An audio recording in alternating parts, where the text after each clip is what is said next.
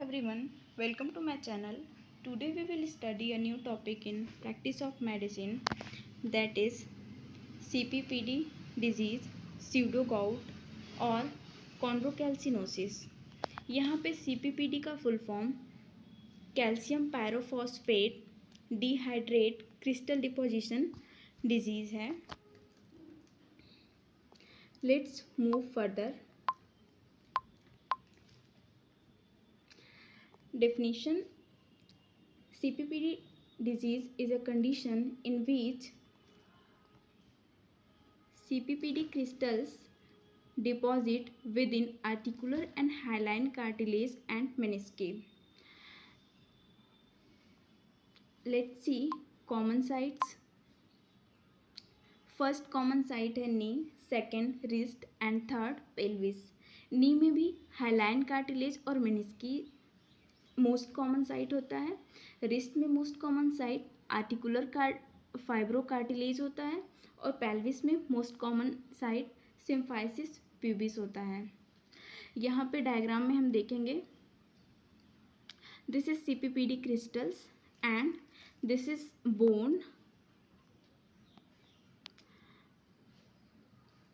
This is synovial fluid and this is articular cartilage and this is CPPD crystals deposited in joint.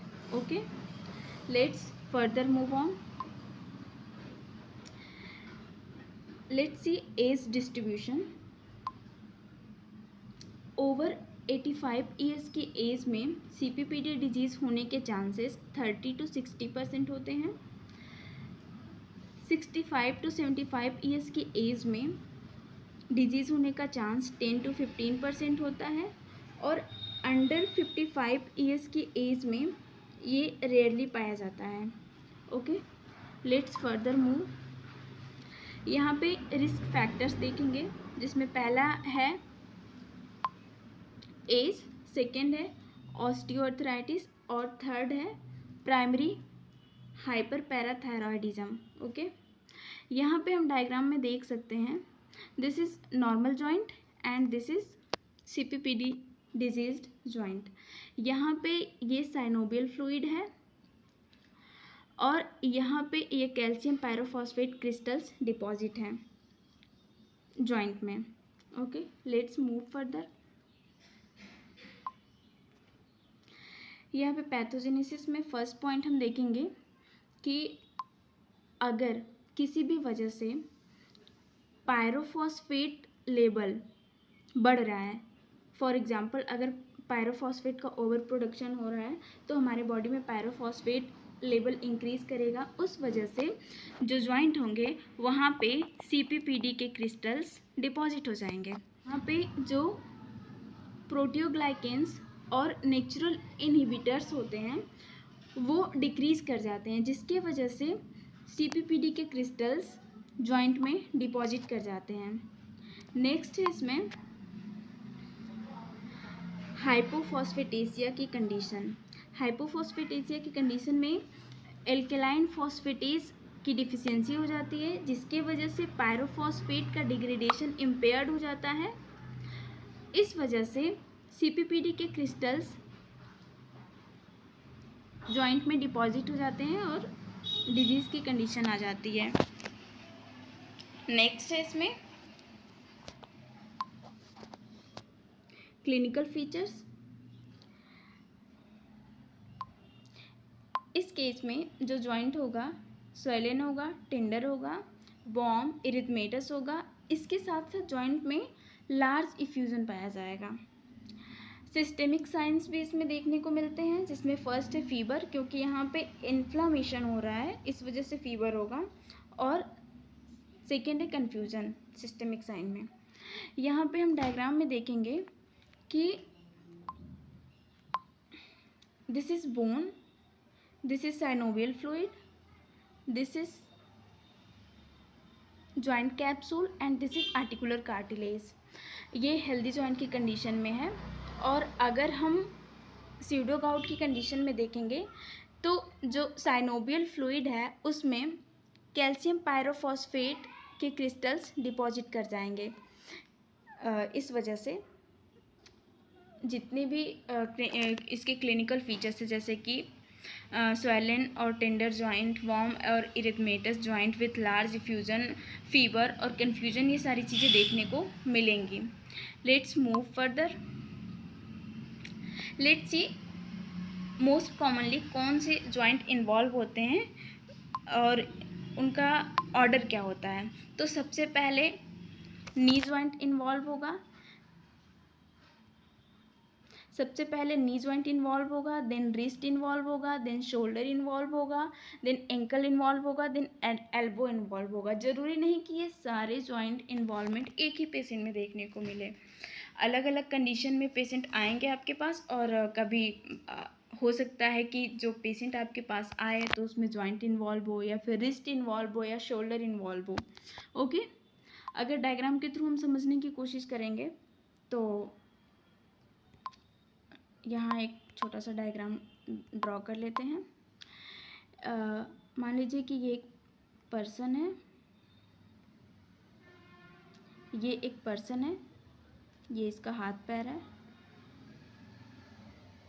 ये इसका हाथ हो गया, ये इसका पैर हो गया। यहाँ पे क्या है कि सबसे पहले नी इन्वॉल्व होगा। इसका सबसे पहले यहाँ पे ये नी इन्वॉल्व हुआ, सबसे पहले नी इन्वॉल्व हुआ, देन रिस्ट इन्वॉल्व हुआ, देन शोल्डर इन्वॉल्व हुआ, देन एंकल इन्वॉल्व होगा, एंकल, ये एंकल है इसका, एंकल इन्वॉल्व होगा, देन एल्बो इन्वॉल्व होगा। Okay, let's move further. यहाँ पे ट्रिगरिंग फैक्टर देखेंगे। अगर किसी भी पेशेंट को CPPD डिजीज़ हुई है तो उस कंडीशन में कौन सी ऐसी चीज़ें हैं जो कि उस डिजीज़ को और ज़्यादा एग्रवेट कर सकती हैं, बढ़ा सकती हैं। तो इसमें फर्स्ट है trauma, then intercurrent illness, dehydration या फिर सर्जरी। इन चारों केसेस की वजह से CPPD डिजीज़ और सीवियर हो सकती है। Let's move further. Let's see it's differential diagnosis. Diabetes और गाउट इसकी डिफरेंशियल डायग्नोसिस है। Let's move further. इन्वेस्टिगेशन देखेंगे इसका। अगर हम पेशेंट का जॉइंट एस्पायरेशन करवाते हैं तो इस कंडीशन में साइनोवियल फ्लूइड का एग्जामिनेशन किया जाता है, जिसमें अगर पेशेंट CPPD डिजीज़ से सफ़र कर रहा है तो उसमें CPPD के क्रिस्टल्स देखने को आपको मिलेंगे। ओके, नेक्स्ट इन्वेस्टिगेशन है ग्रैम स्टेन।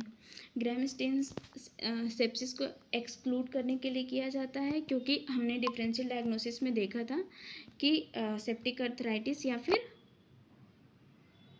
गाउट इसकी डिफरेंशियल डायग्नोसिस है। ओके, तो अगर हम ग्रैम स्टेनिंग करते हैं तो सेप्सिस को एक्सक्लूड करने के लिए करेंगे। Let's move further. यहाँ पे अगर हम एक्सरे करते हैं पेशेंट का तो वहाँ पे अगर CPPD डिजीज़ हुई है तो कैल्सिफिकेशन देखने को मिल सकता है जॉइंट में। Okay, let's move further. यहाँ पे एक और कंडीशन आती है जिसको क्रॉनिक अर्थोपैथी कहते हैं। तो अगर CPPD डिजीज़ हुई है तो इस कंडीशन में क्रॉनिक अर्थोपैथी सेम जॉइंट को इन्वॉल्व करता है जिस जॉइंट को सीडो गाउट इन्वॉल्व किया रहता है, और प्रेजेंटेशन में मिलेगा chronic pain, early morning stiffness, inactivity, gelling. इसका मतलब है कि joint become stiff and painful after rest and inactivity. Next है इसमें फंक्शनल इम्पेयरमेंट, ये भी देखने को मिल सकता है क्रॉनिक अर्थोपैथी की कंडीशन में। और नेक्स्ट है इसमें गेल फिनोमिना। गेल फिनोमिना का मतलब होता है कि stiffness of joint after period of rest. अगर पेशेंट काफ़ी देर से रेस्ट पे है या फिर इनएक्टिव है तो उस कंडीशन में जब वो मूव करने की कोशिश करेगा तो उसके जॉइंट स्टिफ होंगे और पेनफुल होंगे। So this is all about CPPD disease और सीडो गाउट। और प्रीवियस ईयर पेपर के बेसिस पे ये बहुत ही इम्पोर्टेंट टॉपिक है. So this is all about this. Thank you.